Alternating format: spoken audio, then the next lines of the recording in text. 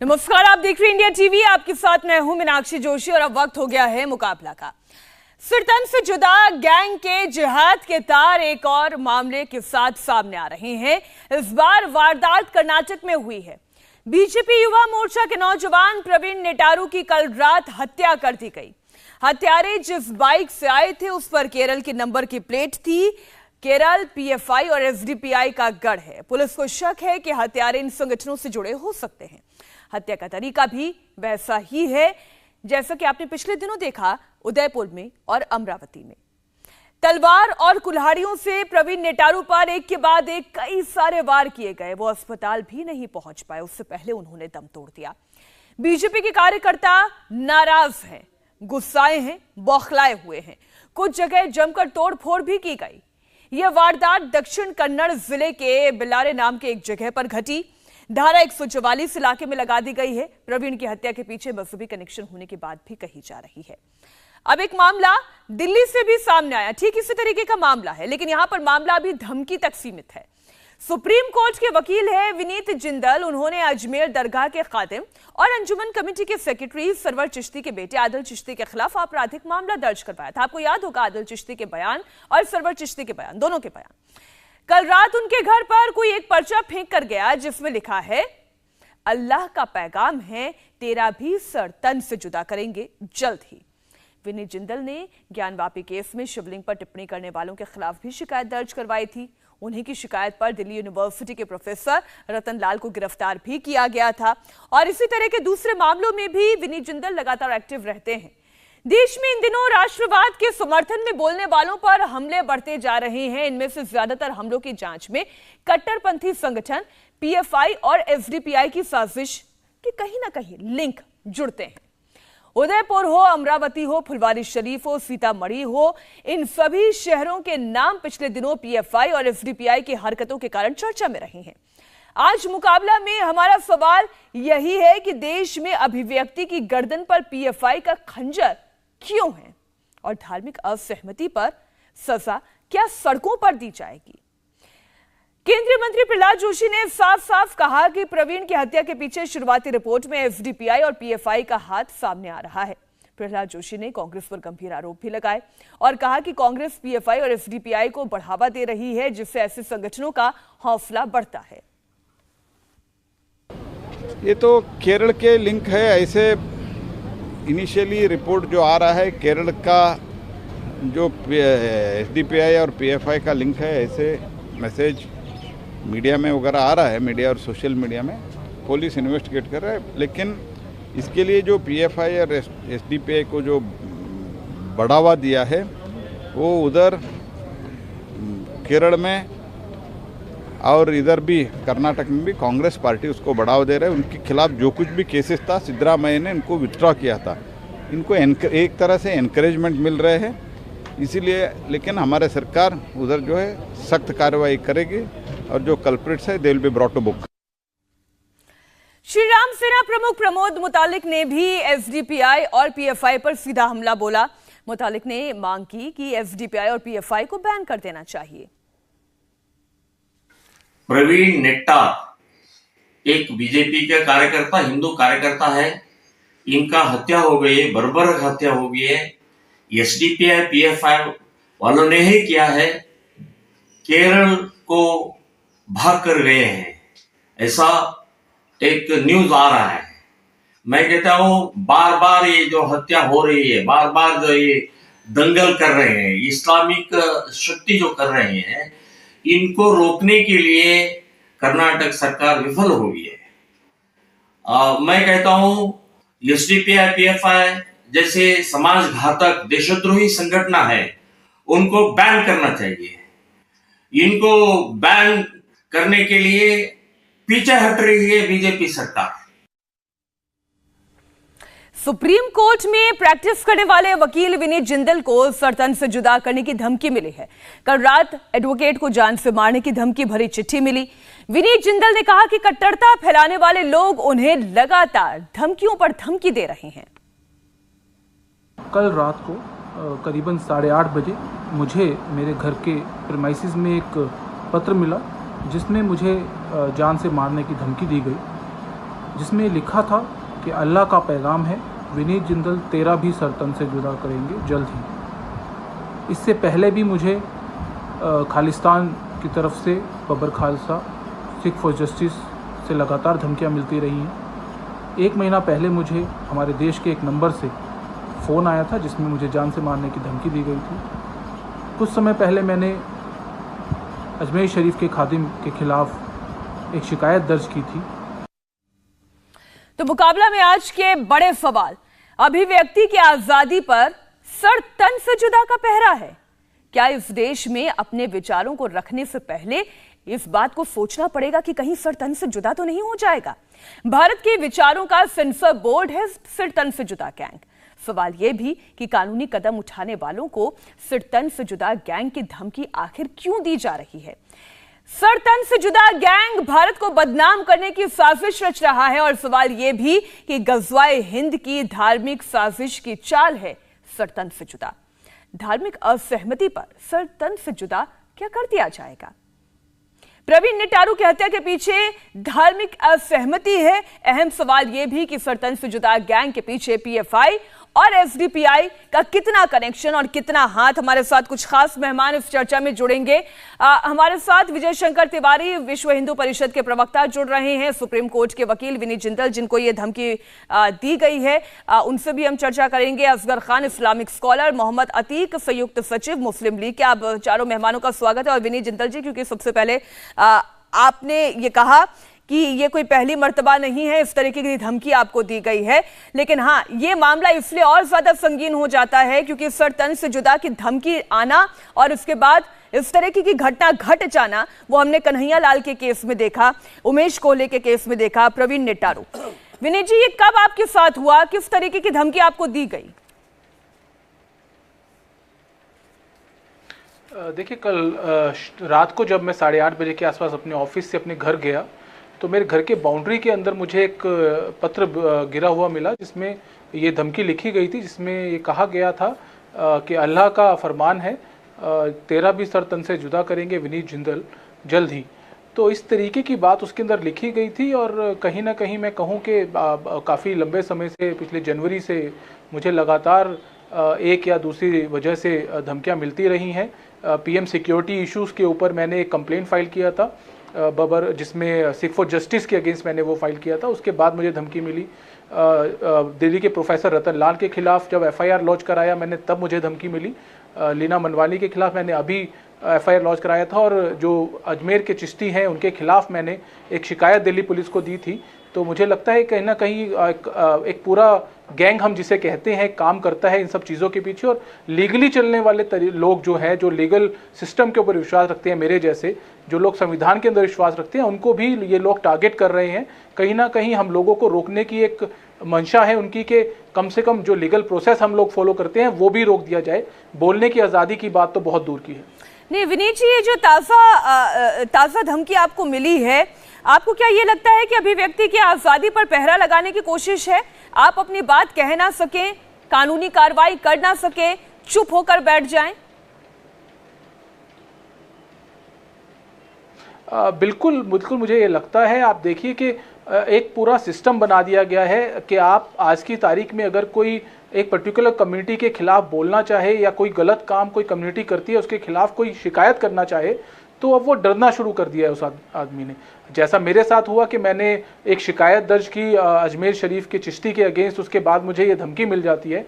तो कहीं ना कहीं बहुत से लोग ऐसे और भी होंगे जिनके ग्रीवेंसेस होंगे, लेकिन इन धमकियों से ऐसे इंसिडेंट जो लगातार हमारे देश में हो रहे हैं, टारगेट किया जा रहा है हम लोगों को, तो ऐसी चीज़ों को रोकना बहुत ज़रूरी है। और रोकने की इच्छा जो है, जो दूसरा पक्ष है, वो जो लोग चाहते हैं अराजकता बनी रहे, जो लोग चाहते हैं कि सद्भावना ख़त्म हो इस देश में, उस चीज़ को करने वाले लोग, अभिव्यक्ति की आज़ादी को ठेस पहुंचाने वाले लोग, जो लोग संविधान में विश्वास नहीं रखते, वो लोग ऐसे ही काम करते हैं। असगर जी, आप सुन रहे हैं ना विनीत जिंदल को, आप पेशे से एडवोकेट भी हैं, आप इस्लाम के जानकार भी हैं। अब क्या इस देश में अभिव्यक्ति की आज़ादी पर सर तन से जुदा का पहरा होगा?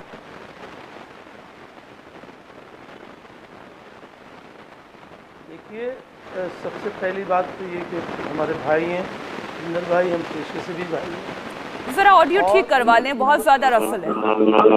धर्म से अगर मैं असगर जी एक काम करती हूँ, ये थोड़ा सा ऑडियो की समस्या है, ये थोड़ी ठीक करवा लें तो बात ज्यादा बेहतर तरीके से समझ में आएगी। मोहम्मद अतीक जी, यही सवाल आपसे भी, ये क्या है? क्या इस देश में बोलने से पहले ये सोचा जाएगा कि कहीं किसी की भावना आहत तो नहीं हो रही है? क्योंकि भावना आहत हो गई तो सिर कलम कर दिया जाएगा। मीनाक्षी जी देखिए, मैं तो हमेशा से कहता रहता हूं कि हिंदू और मुसलमान यहाँ मिल के रहें और हमेशा मिल के रहेंगे।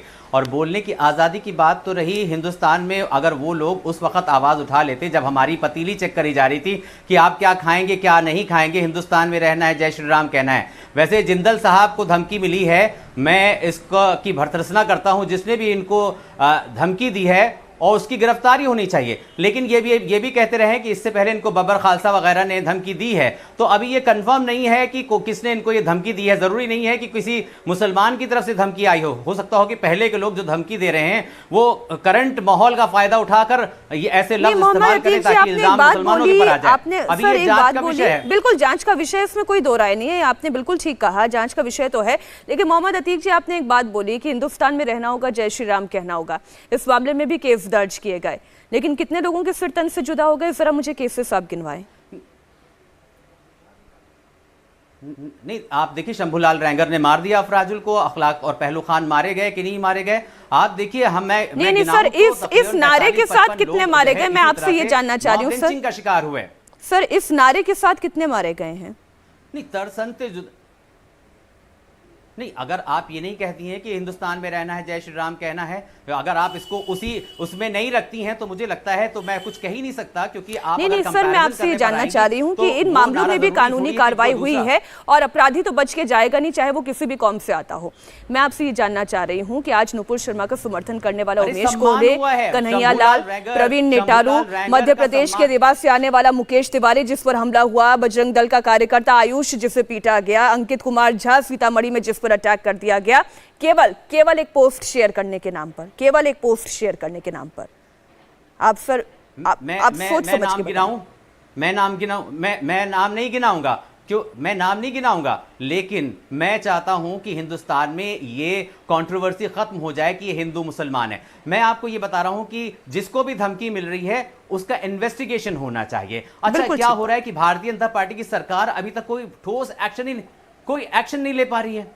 क्यों नहीं ले पा रही है? इतने सारे लोग हैं, उनको धमकियां मिल रही हैं और ये इल्जाम पे भी लग रहा है कि सरतन से जुदा गैंग सक्रिय हो गया है। लेकिन ये तो जांच का विषय है। हो सकता हो कि किसी ने धमकी जो दी है वो करंट जो सिनेरियो है, करंट जो टाइम है, उसका फायदा उठाने के लिए उसने ये लफ्ज लिखे हों। ये तो जांच होने के बाद पता चलेगा। लेकिन मैं कह रहा हूं कि हिंदुस्तान में पहले से अगर कार्रवाइयां, सख्त कार्रवाइयां की गई होती तो शायद ये कल्चर डेवलप नहीं होता। पहले से सख्त कार्रवाई हुई होती विनोद बंसल जी, तो शायद ये घटनाएं सामने नहीं आती। मैं विजय शंकर बैठा हूं। जी, विजय शंकर तिवारी जी। हाँ, देखो, ऐसा है कि जब तक ऐसे वकील, हत्यारों के पक्ष में ऐसे वकील बैठ कर के बात करते रहेंगे, तब तक इस प्रकार की धमकियां मिलती रहेंगी और इस प्रकार के गले काटे जाते रहेंगे। और ये अकेले वकील नहीं है, ऐसे बहुत एक बड़ा वर्ग है वकीलों का जो इस प्रकार की उनके समर्थन में, हत्यारों के समर्थन में बात करता है, उनके समर्थन में बातें करता है और ऊल जुलूल, बेकार के, तर्क विहीन इस प्रकार के साक्ष्य रखता है। मैं कहता हूं, जब अखलाक की हत्या हुई थी, अखलाक की हत्या क्यों हुई थी उसके परिप्रेक्ष्य में सारे देश को पता है। और ऐसा नहीं है कि जिन्होंने हत्या की जो बाहर घूम रहे हैं वो भी अंदर गए थे, लेकिन इसके बाद भी देश का एक बड़ा वर्ग जिसको हम सेकुलर गिरोह बोलते हैं, उसमें चाहे वो अखिलेश जी हों, चाहे दिल्ली के मुख्यमंत्री हमारे केजरीवाल जी हों, ऐसे एक बड़ा वर्ग जाने को बेताब था, जा रहा था वहां पर दादरी और वहां पर जाकर के पैसों की बरसात कर रहा था, उनके ऊपर बरसात कर रहा था। और बॉलीवुड के बहुत सारे अभिनेता, यहां तक कि ये देश असहिष्णु है, पूरे देश को असहिष्णु करार दिया गया था और ये एक मौके पर नहीं हुआ, बार बार हुआ है। अब आखिर बात क्या है कि ये जो हत्याएं हो रही हैं इनकी किसी के साथ तुलना कर देना ये कोई मतलब नहीं है। अभी तक 276 ऐसी घटनाएं हुई हैं जो हिंदुओं पर हुई हैं, यानी 5-7 उन घटनाओं को लेकर आप 276 घटनाओं को एक साथ मिलाओगे, इसका कोई तारतम्यता नहीं होती है। आप जो केवल नुपुर शर्मा के विरोध में अगर किसी ने पोस्ट डाल दी, उसका गला काट देंगे, उसकी तुलना पहलू खान से करेंगे क्या? उसकी तुलना अखलाक से करेंगे क्या? उसका दोष क्या था? नहीं, लेकिन का क्या दोष था जो जिसका कर्नाटक में हत्या हो गई? लेकिन ये जिस तरह के एसडीपीआई और पीएफआई का लिंक इसमें सामने आ रहा है, सवाल ये तो उठेगा कि सरकार इस पर कार्रवाई क्यों नहीं करी है। मैं इस मुद्दे पर आऊं, उससे पहले असगर जी, मैं मीनाक्षी बिल्कुल मुझे समझ में आ गया। पीएफआई हो, एसडीपीआई हो, मैं कहता हूं कि ये लोग बार बार हर बात पर सड़क पर लाखों की संख्या में उतरते हैं, जेएनयू वाले उतरते हैं, हर बात पर उतरते हैं, झंडे लेते हैं, काले कपड़े पहनते हैं। तो आप अगर इसके पक्ष में नहीं हैं, इस प्रकार के व्यक्ति की स्वतंत्रता पर जो पहरे बिठाए जा रहे हैं, धमकियां दी जा रही हैं, उसके समर्थन में नहीं है, तो आप सड़क पर उतर करके उनका विरोध क्यों नहीं कर रहे? टीवी में आकर विरोध करने मात्र से काम चल जाएगा क्या? बाकी मोमबत्ती जलाएंगे जाकर के और सड़कों में इंडिया गेट पर जाएंगे, मास्क लगाकर केवल 4 बयान देने के बाद मास्क लगाकर ढककर आए थे, छात्रों पे हमला किया। आप देखिए अतीक जी, पहले तय कर लें, अतीक जी आप तय कर लें कि आप इस तरीके की घटनाओं का अगर खंडन करते हैं तो क्या आप समाज से ये उम्मीद करते हैं कि समाज भी निकलकर सामने आएगा और खंडन करेगा?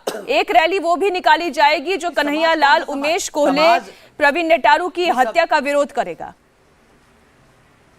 अतीक जी, नहीं, वीएचपी ने कोशिश तो करी थी देश का माहौल खराब करने की, लेकिन हिंदुओं ने इसको होने नहीं दिया। हिंदुस्तान के हिंदू बहुत समझदार हैं, वो जानते हैं कि सब क्या चाले चल रहे हैं। और ये जो कह रहे हैं कि ऐसे वकील जो वकालत कर रहे हैं, इनको पता होना चाहिए शंभूलाल रैंगर की जब जमानत हुई तो उसका सम्मान किया गया, फूल मालाएं पहनाई गई। तो सम्मान तो ये लोग करते हैं, हम सम्मान नहीं करते। हम तो कहते हैं कि कन्हैया लाल जी का जो मर्डर हुआ है उसके कातिल को फांसी दे दीजिए। क्यों नहीं दे रही सरकार? सरकार क्यों नहीं पीएफआई पे जो है बैन लगा रही है? क्यों हाथ पे हाथ धरे बैठी हुई है? क्यों तमाशा बनवाए हुए है पूरे हिंदुस्तान में? और उसको मौका दिया जा रहा है ताकि 2024 का जो वोट बैंक है उसको पोलराइज किया जा सके। माहौल तैयार किया जा रहा है। ठीक है, पोलराइजेशन राजनीतिक आप इसको एंगल दे रहे हैं। मैं लौटूंगी आपके पास तिवारी जी, लेकिन असगर खान जी, आप देखिए, मैंने बोला था कि आप पेशे से एडवोकेट भी हैं और आप इस्लाम के जानकार भी हैं। एक तरीके का ट्रेंड दिखाई दे रहा है इस हत्या में भी। जिस वक्त कन्हैया लाल की हत्या हुई थी उस वक्त भी वो अपने दफ्तर में अपनी दुकान पर काम कर रहे थे। जिस वक्त उमेश कोहले की हत्या की गई थी वो भी अपने दुकान को बंद करके निकल रहा था, और जिस वक्त प्रवीण की हत्या की गई, प्रवीण नेटारू की, उस वक्त वो भी अपनी दुकान बंद करके घर लौट रहा था, तब उसके ऊपर बार बार वार किया गया। तो एक ट्रेंड तो ये बता रहा है कि एक ही तरीके का पैटर्न, एक ही तरीके की धमकी और फिर हत्या। जी मीनाक्षी जी, देखिए सबसे पहले तो मैं आपको ये बात बताऊं, इस किस्म की किसी भी वारदात को लेकर जो मुल्क के हक़ में नहीं है, हम बिल्कुल खुलकर उसकी मुखालिफत करते हैं। लेकिन इसको मज़हब से जोड़ के बिल्कुल नहीं देखना चाहिए। कोई भी मज़हब, मैं हिंदू मज़हब की भी बात कर रहा हूँ, सिख मज़हब की भी बात कर रहा हूँ, मैं सनातन मज़हब की और अपने मुस्लिम इस्लाम की भी बात कर रहा हूँ। दुनिया के कोई मज़हब भी इस बात की इजाज़त नहीं देता कि खमा-खा खून बहाया जाए, हत्याएँ की जाएँ या किसी तरीके की भी टेरर फैलाया जाए। इसमें एक ख़ास चीज़ यह है कि हमें अपनी सोच को भी थोड़ा सा बदलना होगा। जैसे अभी हमारे भाई, बड़े भाई बैठे हैं यहाँ, विजय शंकर तिवारी साहब, आपने पहले से पहले ही कह दिया कि जी ऐसे वकील जो इनकी हिमायत करेंगे। अतीक भाई यहाँ पे नहीं है वकील, मैं ही वकील बैठा हूँ। अभी तो मैंने बात भी शुरू नहीं करी, आपने पहले से कह दिया कि जी इन लोगों की हिमायत करेंगे। भाई हम गलत की हिमायत क्यों करेंगे? और एक दिन आप मुझे बता दीजिए, आप एक बार बता दीजिए, मैं कम से कम 1000 डिबेट में बैठ चुका हूँ, आप किसी एक डिबेट के मुझे बता दीजिए कि मैंने गलत की हिमायत की हो। और हम आज भी नहीं कर रहे हैं, हम तो आपसे भी कहते हैं, मैंने कितनी बार कहा है। लेकिन सर ये सोच कौन बदलेगा? लेकिन असगर जी ये सोच कौन बदलेगा? आपने कहा कि चाहे हिंदू हो चाहे मुसलमान हो, हमें इसे किसी धर्म से जोड़कर नहीं देखना चाहिए। लेकिन गुस्ताखे रसूल की एक ही सजा, सिर तन से जुदा, सिर तन से जुदा। अब इस पर हम क्या बोलें, इस पर हम क्या पूछें फिर, और हम किससे पूछें? इसमें भी मीनाक्षी जी,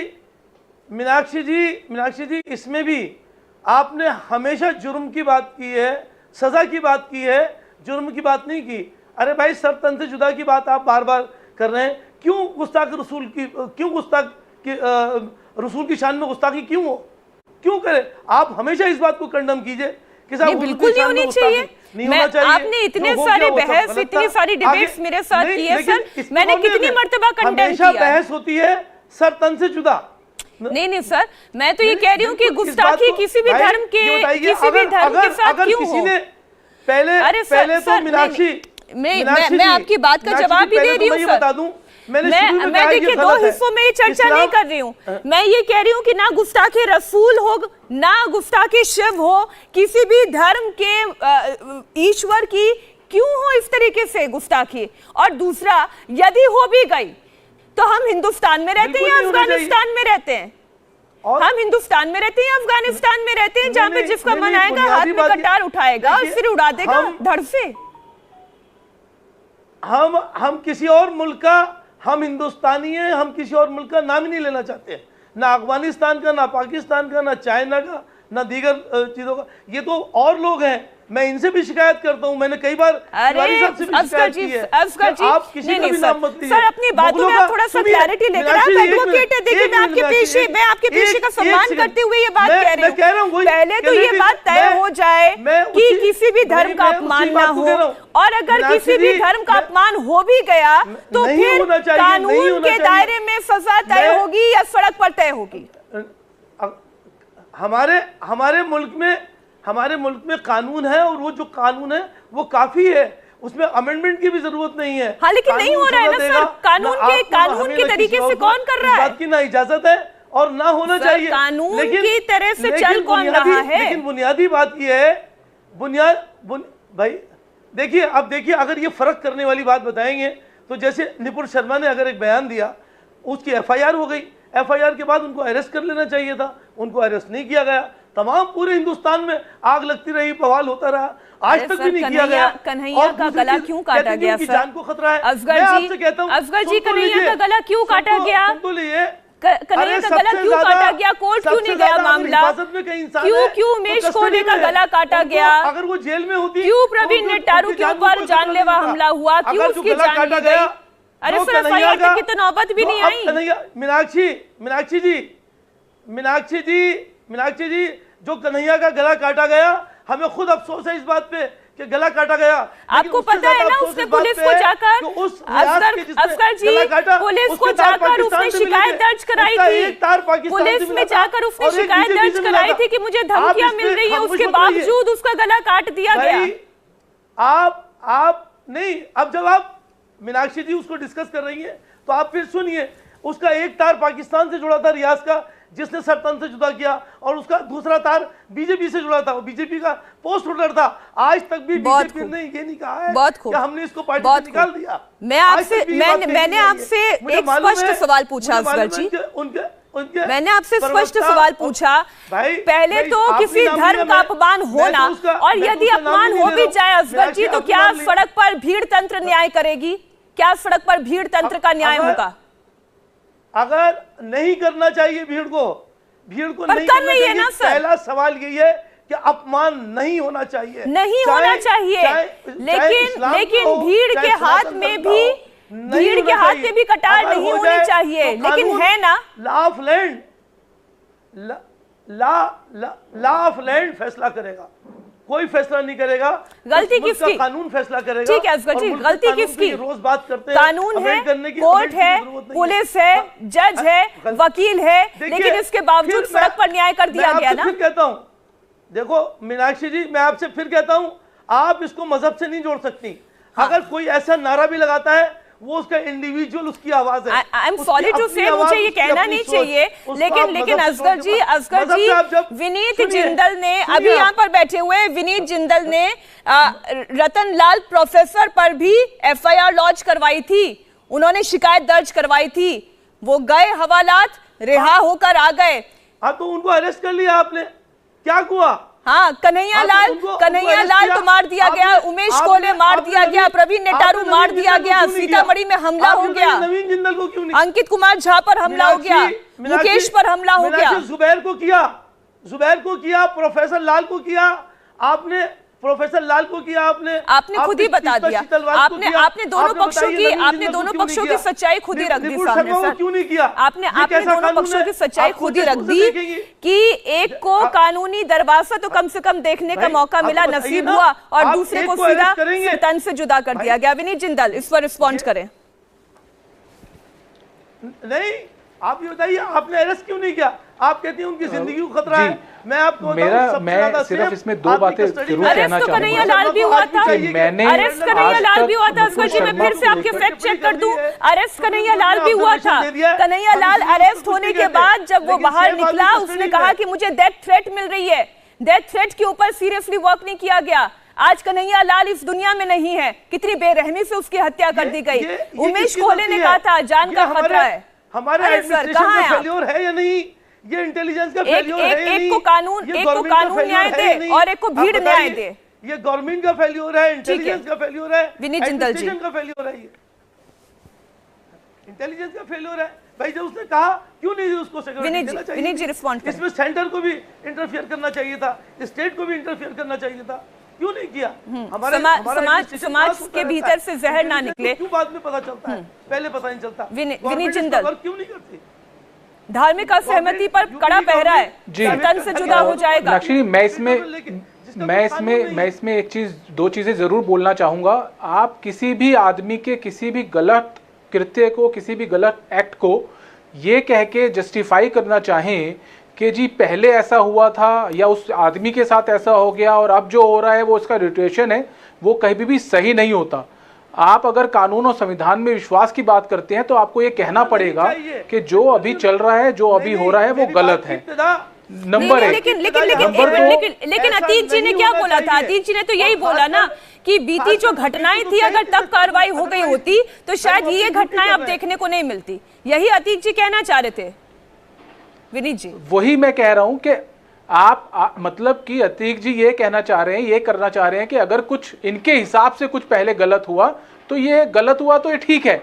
ऐसा आप नहीं कह सकते। अगर आप एडवोकेट हैं, आप कानून की बात करते हैं, कानून में विश्वास रखते हैं, तो आपको ये मानना पड़ेगा कि जो इस समय चल रहा है वो बिल्कुल गलत है। मैंने क्या किया? मैंने एक शिकायत फाइल की जिस आदमी ने हिंदू धर्म के देवी देवताओं के खिलाफ गलत बात की। उसके बाद अगर मुझे धमकी मिलती है तो क्या वो सही है? मैंने तो जाके कोई सड़क के ऊपर प्रदर्शन नहीं किया, मैंने तो किसी की गर्दन काटने का फतवा जारी नहीं किया, मैंने तो शिकायत फाइल की, मैं तो लॉ ऑफ कोर्स जो था मैंने वो फॉलो किया। उसकी बात आप क्यों नहीं करते हो? धमकी देता है, आप हर चीज को ये कह के कि ऐसा हुआ पहले और आप उस चीज को जस्टिफाई करना चाहो तो आप उसको जस्टिफाई नहीं कर सकते।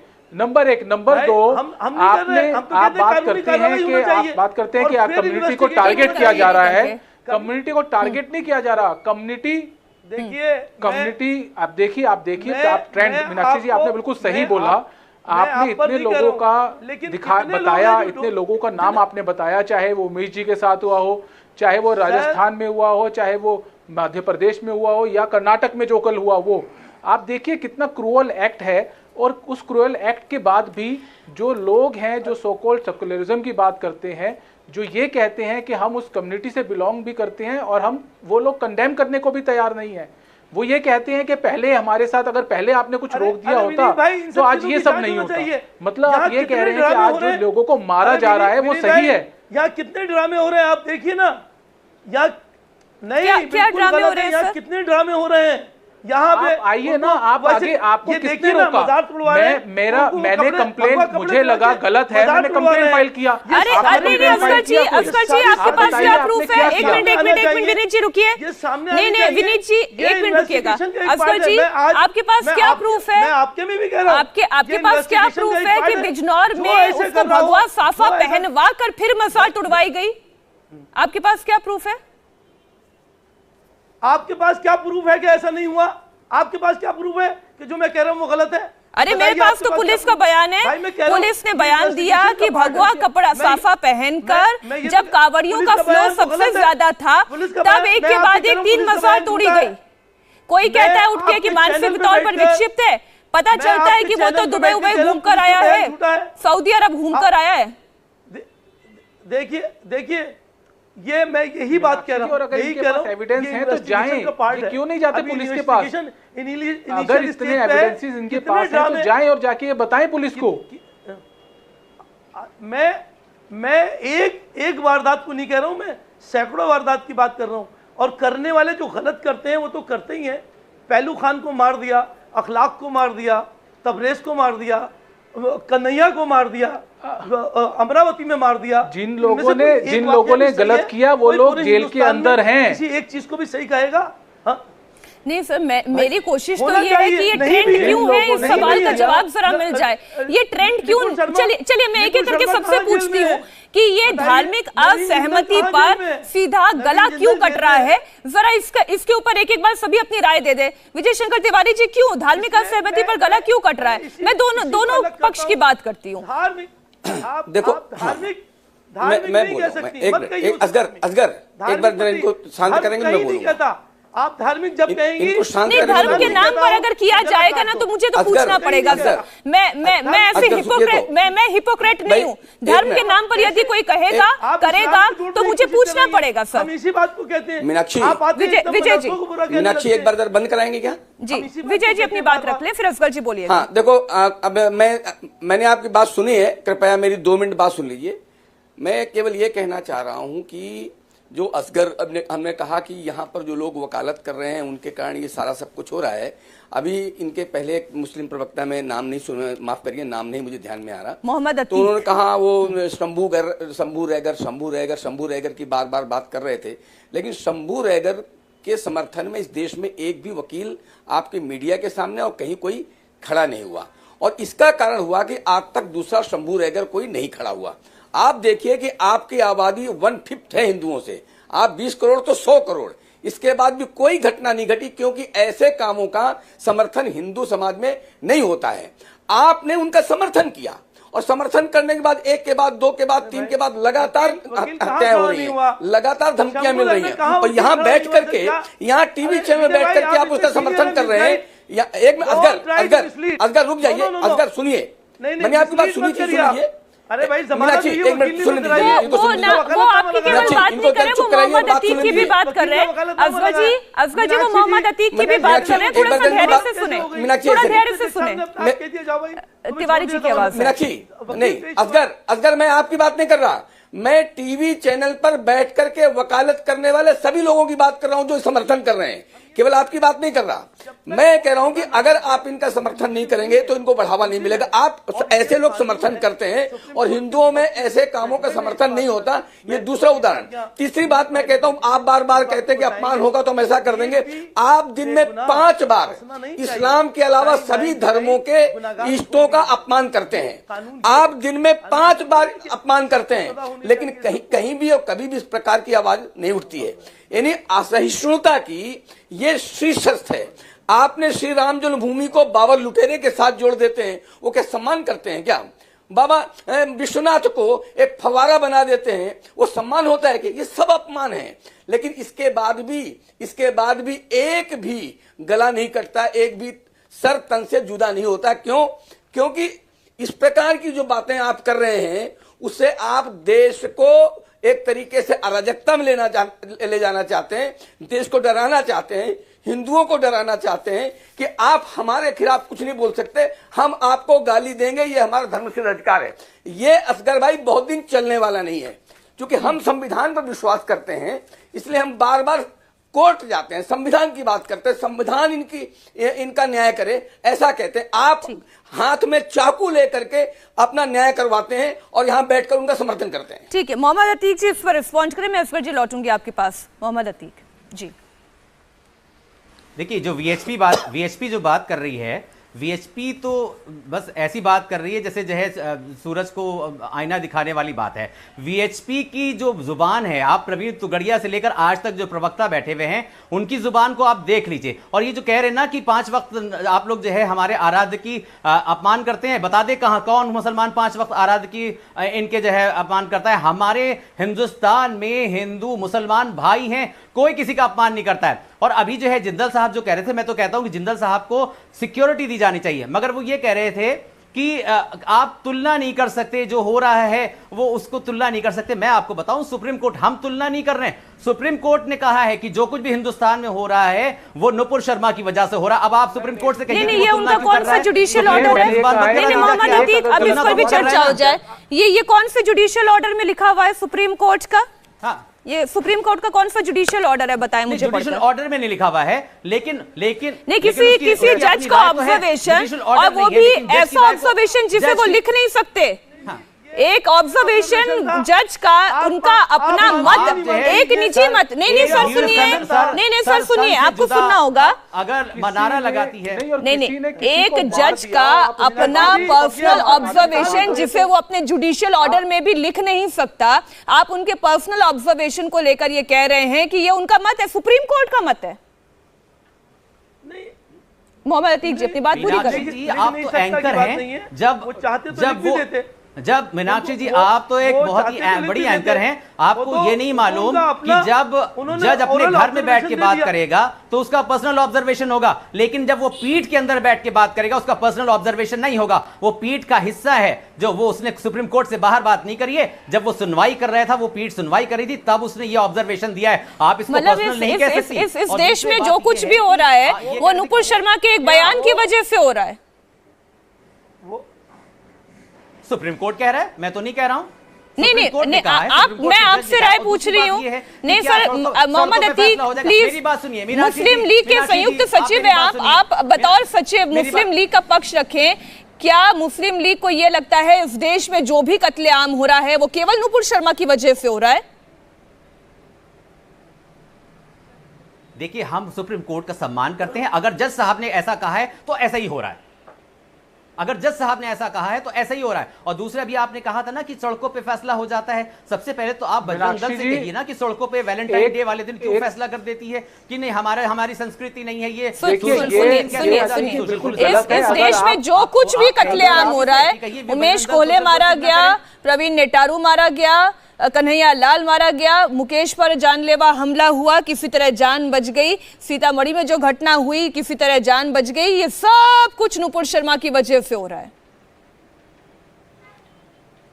ये आप सुप्रीम कोर्ट के नहीं, जिंदल जी, जिंदल, नहीं, मेरा सवाल तो यहाँ पे ये है कि क्या जी, मीनाक्षी जी, मेरा एक देखिए, बड़ा आसान है कि एक इंसिडेंट कहीं हुआ और दूसरे इंसिडेंट को आपने ये कह के जोड़ दिया कि जी ये इंसिडेंट उसकी वजह से हुआ। नुपुर शर्मा की मैंने तो कोई नुपुर शर्मा का सपोर्ट नहीं किया, मैंने तो नहीं कहा, लेकिन मैंने एक शिकायत दर्ज कराई, उसके ऊपर मुझे धमकियां मिल रही हैं। तो इस तरीके की चीजों को आप क्या कहेंगे? आप ये कहते हैं कि एक मर्डर हुआ और दूसरा मर्डर हो गया तो आप उसको जस्टिफाई कर देंगे? आप ये कैसे कर सकते हैं? आप कानून के जानकार हैं। नहीं, असगर जी, आपने जो सवाल पूछा, मैं आपके सवाल पर आ रही हूँ। आपने पूछा कि और बॉटम लाइन क्या है, मुझे एक बात बताएं। यही तो बात तिवारी जी कह रहे थे, वो ये पूछ रहे थे कि जब हमारे शिवलिंग को, हमारे आस्था के प्रतीक को आपने फवारा बनाकर बता दिया, तब तो कोई गला नहीं काटा गया। और बॉटम लाइन ये ढूंढ ली गई कि नुपुर शर्मा ने जो कहा उस वजह से कत्ल पे कत्ल हुए जा रहे हैं। फिर मीनाक्षी जी, ये कोर्ट तय करेगा वो फव्वारा है कि शिवलिंग है की वजह से। अरे ये तो फिर ये तो नुपुर शर्मा ने क्या सही किया क्या गलत किया ये भी कोर्ट तय करेगा। नुपुर शर्मा ने क्या सही किया क्या गलत किया ये कोर्ट तय करेगा कि नहीं करेगा? अतीक जी, नहीं, एक मिनट अतीक जी को लीजिए प्लीज। अतीक जी, जैसे कि वो फव्वारा है या शिवलिंग, ये कोर्ट तय करेगा। नुपुर शर्मा ने सही किया, सही कहा, गलत कहा, ये कोर्ट तय करेगा। केवल ये कह के कि गुस्ताखे रसूल की एक ही सजा, फिर तन से जुदा करके कन्हैया लाल का कत्ल नहीं किया जाएगा, उमेश कोहले का कत्ल नहीं किया जाएगा। ये अभी तय नहीं हुआ, ये कोर्ट ने तय नहीं किया है कि नुपुर शर्मा ने सही कहा या गलत कहा। आप फांसी दिलवाइए ना। अरे फांसी, अरे अतीक जी, गोल पोस्ट बदलिए नहीं, गोल पोस्ट बदलिए नहीं, गोल पोस्ट नहीं बदलिए। एक दफा आप ये कहते हैं कि सुप्रीम कोर्ट ये कोर्ट तय करेगा और दूसरे पला बदल जाते हैं। आप रेफरी थोड़ा अच्छी तरह से रेफर करें। ना अतीक जी, आपने गोल पोस्ट बदली है। मैं तो कह रहा हूं, एक तरफ कहते हैं सुप्रीम कोर्ट तय करेगा और दूसरी तरफ पलट जाते हैं संविधान से चलेगा। विजय शंकर तिवारी जी, देखो, अतीक के पास कहने के लिए कुछ नहीं है। अभी जब उन्होंने कहा कि हम कब बोलते हैं, नमाज में आप क्या बोलते हैं, अल्लाह के अलावा किसी का अस्तित्व स्वीकार करते हैं क्या आप? जब आप अल्लाह के सिवा किसी का अस्तित्व स्वीकार नहीं करते तो दुनिया भर में जितने लोग रहते हैं सभी धर्मों का अपमान करते हैं कि नहीं करते हैं आप?